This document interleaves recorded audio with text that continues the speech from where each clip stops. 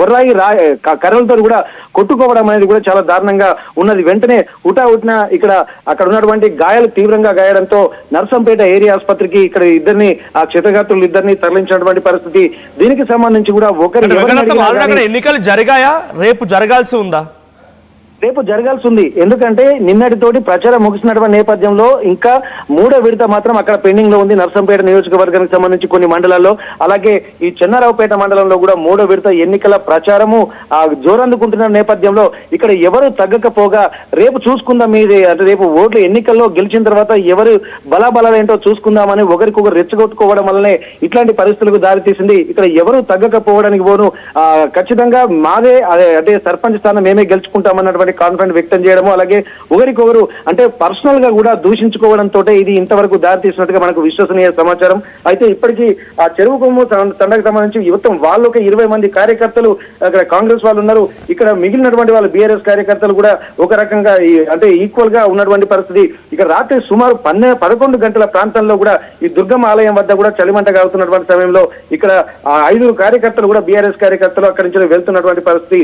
వారిపై కూడా తీవ్రమైనటువంటి పదజాలంతో దూషించడంతో ఇక్కడ గొడవ జరిగినట్టుగా మనకు అక్కడ ఉన్నటువంటి ప్రత్యక్ష సాక్షుల కథనం ప్రకారం మనకు తెలుస్తుంది.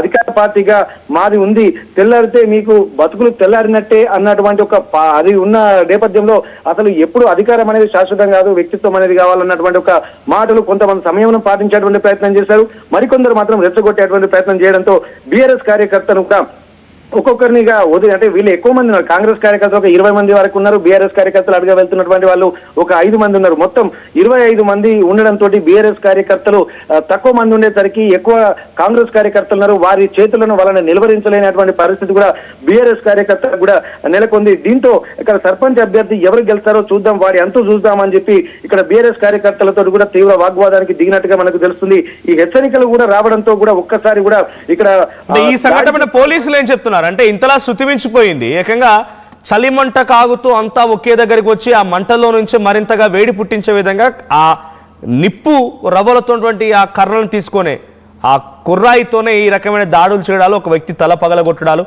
ఈ సంఘటన పోలీసులు ఏం చెప్తున్నారు? ఏమైనా కేసులు నమోదయ్యాయా? అయితే ఇప్పటి వరకు ఇద్దరికి విషయము రాత్రి 11 గంటల తర్వాత జరిగినటువంటి ఈ విషయం కాబట్టి అప్పటికి పోలీసులకు కూడా ఈ ఘటన జరుగుతున్నటువంటి నేపథ్యంలో పోలీసులకు సమాచారం అందించడంతో పోలీసులు కూడా అక్కడికి చేరుకునేటువంటి ప్రయత్నం చేస్తారు. అక్కడికి వెళ్ళిన తర్వాత కూడా కొంతమంది ఆ కార్యకర్తలు ఎవరైతున్నారో వాళ్ళను నిర్వహించేటువంటి ప్రయత్నం చేస్తారు. అప్పటికే జరగాల్సినంత పోలీసులు చేరుకునేసరికి అప్పటికే తలలు పగలడము, ఒకరికొకరు బీభత్సంగా కొట్టుకోవడం ఇవన్నీ జరిగిన తర్వాత పోలీసులకు విషయం తెలియడంతో కొందరిని అదుపులోకి తీసుకున్నట్టుగా తెలుస్తుంది. ప్రస్తుతానికైతే ఇక్కడ క్షతగాత్రులు మాత్రం నర్సంపేట ఏరియా ఆసుపత్రిలో చికిత్స పొందుతున్నారు. ఇప్పటి వరకు బలంగా మాత్రం గాయమైనటువంటి నేపథ్యంలో ఒక వ్యక్తి మాత్రం అపస్మారక స్థితిలోకి చేరుకున్నాడు. వెంటనే గమనించినటువంటి స్థానికులు కూడా బాధితుల్ని ఊటావుటిన ఆసుపత్రికి తరలించారు. అదే ఇక్కడ దాడిని చూసిన తర్వాత ఇంతటి దారుణమైన ఒక భయంకరమైన వాతావరణం చూసిన తర్వాత పోలీసులు మాత్రం అక్కడ ఉన్నటువంటి స్థానికుల్ని కూడా ఆ పరిస్థితిని అడిగి తెలుసుకున్నారు. అడిగి తెలుసుకున్న తర్వాత అక్కడ ఉన్నటువంటి ఆ సిచ్యువేషన్స్ ను దృష్టిలో పెట్టుకుని రేపు ఎన్నికల నేపథ్యంలో మరింత వివాదం ముదరకుండా ఇటు బీఆర్ఎస్ కార్యకర్తలు అలాగే కాంగ్రెస్ కార్యకర్తలు మరింత జోక్యం చేసుకుని 2 వర్గాలుగా విభజించి మళ్ళీ ఎక్కువగా గొడవ జరగకుండా కూడా కొంతమందిని అదుపులోకి తీసుకున్నట్టుగా మనకు సమాచారం. ప్రస్తుతానికి ఇప్పటి వరకు ఎట్లాంటి అవాంఛనీయ సంఘటనలు జరగకుండా ఏరియా అంతా మళ్ళీ ఎక్స్ట్రా బలగాలను కూడా అక్కడికి పంపించినటువంటి పరిస్థితి. ఇక నర్సంపేట 2 టౌన్ 1 టౌన్ ఉన్నటువంటి ప్రాంతాల్లో ఎక్కువగా ఈ గొడవ జరిగినటువంటి ప్రాంతం ఇప్పుడు సెన్సిటివ్ ఏరియాగా ఇప్పటికే ఒక 67 ప్రాంతాల్లో ఇక్కడ గుర్తించినటువంటి ప్రాంతాల్లో మళ్ళీ చెన్నారావుపేట అనేది కూడా ఎక్స్ట్రాగా మనకు కనిపించడంతో పోలీసులు కూడా అక్కడికి రేపు ఎన్నికలు జరుగుతున్నటువంటి పరిస్థితుల్లో అక్కడికి మరింత ఎక్కువ మందిని బలగాలను కూడా మోహరించినటువంటి పరిస్థితి. Manoj, right, thank you Venkataratnam.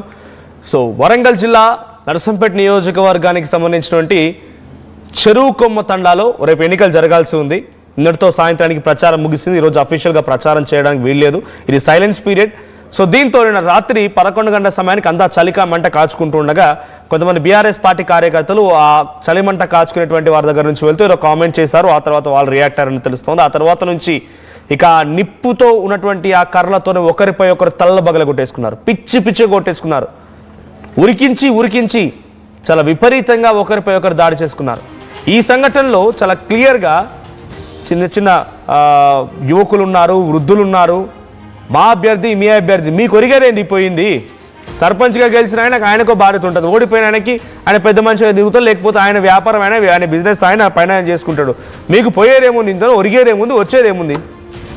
ఊరికైనా ఇప్పుడు మనం జరగడానికి జరిగి కేసుల పాలైపోతే 4 గోడల మధ్య ఊసలు లెక్క పెట్టాల్సింది మీరు. ఆ సర్పంచ్ అభ్యర్థి వచ్చి మిమ్మల్ని ఇడిపించలేడు, ఓడిపోయినా కూడా మీకోసం పట్టించుకునే అవకాశం కూడా ఉండదు. పార్టీలు అని చెప్పి ఇంత విపరీతంగా కొట్టుకుంటారా? పై స్థాయిలో అందరూ చక్కగానే ఉంటారు. గ్రామీణ ప్రాంతాల్లోనే ఈ పరిస్థితి.